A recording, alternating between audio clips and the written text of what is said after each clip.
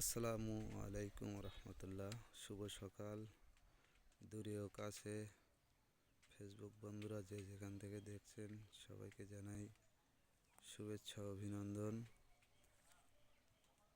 অন্যান্য দিনের তুলনায় আজ প্রচণ্ড কুয়াশা পড়েছে।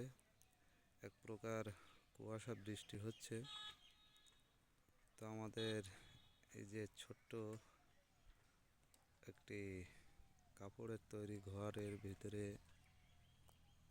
প্রচণ্ড ঠান্ডা লাগার কথা, কিন্তু সেই পরিমাণে ঠান্ডা কিন্তু লাগে না। তবে এক প্রকার কুয়াশা বৃষ্টি হচ্ছে, তো ঠান্ডা তো একটু স্বাভাবিক লাগারই কথা।